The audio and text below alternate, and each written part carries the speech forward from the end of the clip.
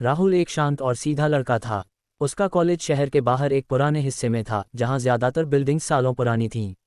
जब उसे हॉस्टल नहीं मिला तो उसे मजबूरी में श्याम निवास हॉस्टल में एक कमरा लेना पड़ा। कमरा काफी पुराना था, दीवारों पर पपड़ी सी उतर रही थी, पंखा आवाज करता था और कमरे के कोने में एक पुराना लैंडलाइन फोन रखा था। राहुल को हैरानी इस बात की थी कि उस हॉस्टल में मोबाइल नेटवर्क बिल्कुल नहीं आता था। नेट सिर्फ हॉस्टल के वाईफाई से चलता था। रिसेप्शन पर बैठे एक बूढ़े चौकीदार ने उसे चेतावनी दी थी, कमरा ले लो बेटा, लेकिन उस पुराने फोन से दूर रहना, वो अब किसी और के लिए बचता है। राहुल को लगा बुजुर्ग मजाक कर रहा है। पहली रात के करीब 2:15 बजे राहुल पढ़ाई कर रहा था। अचानक कमरे में रखे पुराने लैंडलाइन फोन की घंटी बज उठी। Train train train. थोड़ा घबराकर उसने रिसीवर उठाया। दूसरी ओर से आवाज आई, क्या तुम मुझे सुन सकते हो? राहुल, कौन है? कुछ पल चुप्पी, फिर सिर्फ एक अजीब खींची हुई सांस। मैं नीचे से ऊपर आ रही हूँ। फोन कट गया। राहुल को कुछ समझ नहीं आया।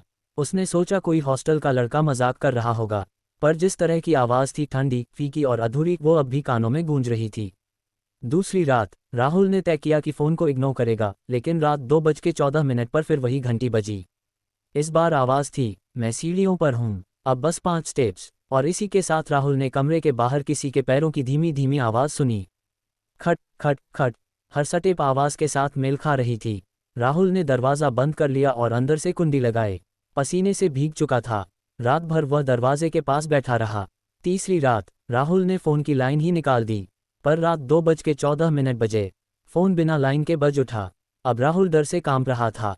रिसीवर खुद ब खुद उठा और हवा में झूलने लगा। एक आवाज़ फिर आई, मैं दरवाजे के ठीक बाहर हूँ।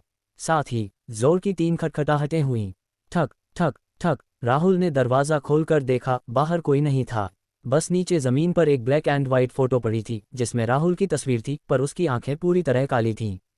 सच का पता लगाना। अगले दिन राहुल सीधा रिसेप्शन पर गया और चौकीदार को फ़ोटो दिखाया। चौकीदार का चेहरा पीला पड़ गया। तू अब फंस गया बेटा। ये हॉस्टल पहले एक गर्ल्स हॉस्टल था। कमरा नंबर 9, यही तेरा कमरा। एक लड़की ने आत्महत्या की थी। उसका नाम था काव्या। रोज़ रात को वो किसी को फ़ोन करती थी, मदद मांगती थी, पर कोई नहीं सुनता था। और एक रात वो छत से कूद गई। राहुल ने कांपते हुए पूछा, ये फ़ोटो कैसे मिली?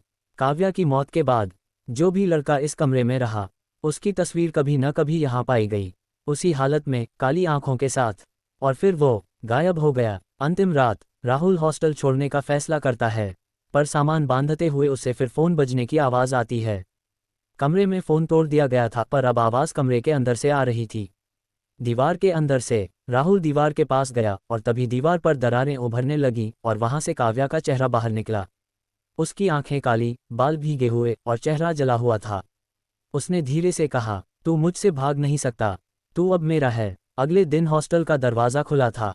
कमरा खाली था, पर दीवार पर खून से लिखा था, कॉल एंडेड। अब कहते हैं रात 2:14 अगर तुम उस हॉस्टल के पास से भी गुजरो तो एक पुरानी घंटी की आवाज़ आती है और कोई कहता है, हेलो, क्या तुम मुझे सुन सकते हो?